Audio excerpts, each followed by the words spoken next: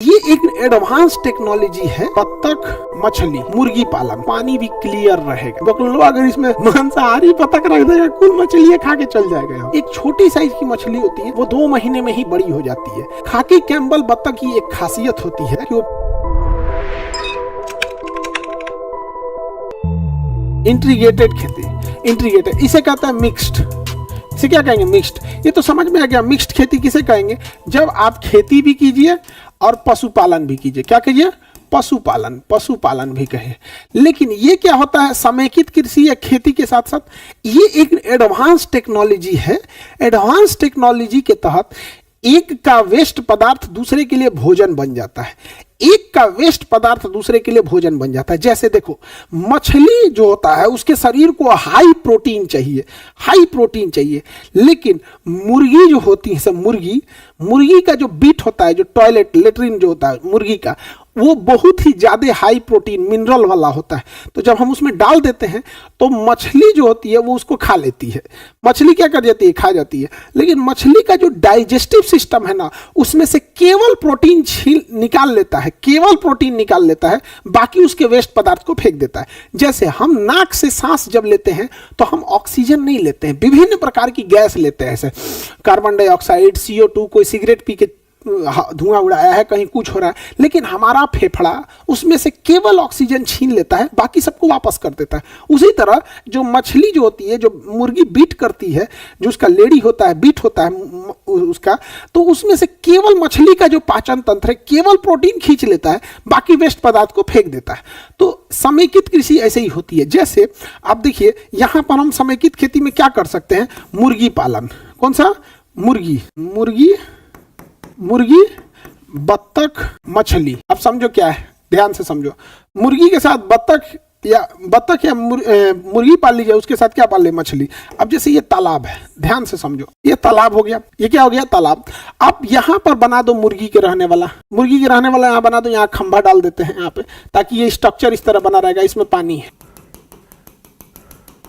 यहाँ पानी है। अब आप समझो ध्यान से, मुर्गी का जितना भी वेस्ट पदार्थ होगा वो इसमें से नीचे गिर जाएगा। आपको इसे साफ करने की जरूरत नहीं है, उसको गैप देके बनाना है, जाली टाइप का गैप हो ताकि नीचे चला जाए। ऐसे झाड़ देंगे तो नीचे चला जाएगा। तो यहां से मुर्गी हो गई, और इसमें क्या पाल दीजिए? मछली। अंदर क्या रहेगी? मछली। अंदर मछली है, मछली का भोजन हो गया, आधा तो ऐसे हो गया। अब मछली को जो दूसरी चीजों की जरूरत होती है वो ऑक्सीजन की। ऑक्सीजन मछली को तभी मिलेगा जब पानी में हलचल हो। पानी में क्या हो? हलचल हो। हलचल करने के लिए आप बत्तख पाल दीजिए। आप क्या पाल दीजिए? बत्तख। यहाँ पे बत्तख जो होते हैं सब ना, इसे पानी पसंद है। बत्तख जलीय जीव नहीं होते हैं, इसे पानी पसंद है। अच्छा, बत्तख में भी जो पीले रंग का बत्तख होता है ना, पुलिस की वर्दी की टाइप का होता है, खाकी कलर का, उसे खाकी कैम्बल कहते हैं। खाकी कैम्बल बत्तख जो होता है वो शाकाहारी भी रहेगा और वो अंडा भी ज्यादा देता है। शाकाहारी भी रहेगा और अंडा भी ज्यादा देगा, और बत्तख में बीमारी भी कम आएगी। तो इधर से जो बत्तख का वेस्ट पदार्थ होगा वो भी गिरेगा, और बत्तख जब पानी में चलेगा तो पनिया के नीचे तैरते हैं, ऐसे पैरवा मारते मारते ढेर सारे बत्तख चलेंगे सब, तो ऑक्सीजन की भी पूर्ति हो जाएगी। और बत्तख की एक खासियत होती है कि वो पानी में जितने हानिकारक कीड़े होते हैं, सब हानिकारक कीड़े, उसको बत्तखवा खा जाएगा। हानिकारक कीड़े को बत्तख खा जाएगा, तो पानी भी क्लियर रहेगा। तो इसे क्या कहेंगे? समेकित खेती, इंटीग्रेटेड फार्मिंग। समेकित खेती या इंटीग्रेटेड फार्मिंग। और बत्तख सब में आप रेगुलर रहिएगा, चूना उना का छिड़काव कीजिएगा। आप देखिए, मुर्गी और बत्तख, इन दोनों के बैठने का जगह जो होता है वो साफ रहना चाहिए। तो जरूरी है कि आप इसे हर हफ्ते चूने का छिड़काव करें।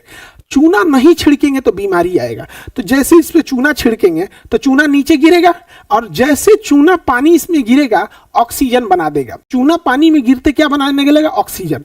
तो जो हम चूना छिड़काव किए मुर्गी की सफाई के लिए, बत्तख के सफाई करने के लिए, जब वो चूना नीचे गिरेगा तो ऊपर तो सफाई भी कर दिया, और नीचे जैसे पानी में गिरेगा तो रिएक्शन करके चूना क्या बनाएगा? ऑक्सीजन बना देगा।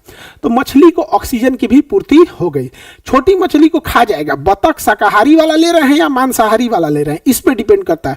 बकलो अगर इसमें मांसाहारी बत्तख रख देगा मांसाहारी बत्तख रख देगा, कुल मछली खा के चल जाएगा यहाँ। नहीं समझे, आगे बढ़े। उसी को क्या कहते हैं, समेकित खेती।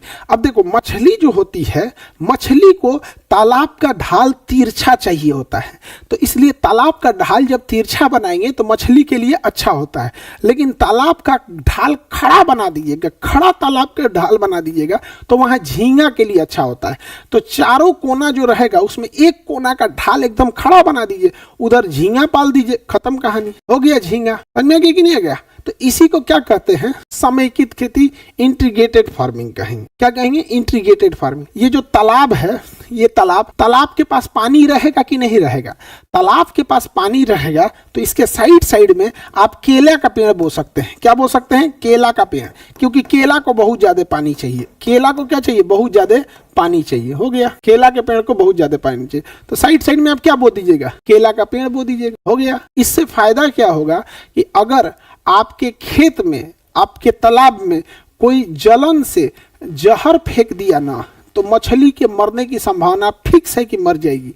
लेकिन जहर फेंकने की जानकारी अगर आपको मिल गई और समय रहते आप ये केला का पेड़ काट के उसमें फेंक देंगे ना, तो आप केला में देखिएगा ना, अंदर ना सेल बने होते हैं, छोटे छोटे छोटे छोटे, उसमें ना मोखा मोखा बना होता है, तो खींच लेता है अपने अंदर। तो जहर के प्रभाव को 50% कम कर देगा अगर केला के डंठल को छोटा छोटा छोटा छोटा काट के अगर उसमें फेंक देते हैं तो। हालांकि बहुत कम चांसेज होता है, यहाँ से जुड़ा आदमी को जहर खिया दो तो बच ही नहीं पाता, जिसके पास बुद्धि, हाथ पैर, दिमाग सब कुछ है, तो मछली कहाँ बचेगी।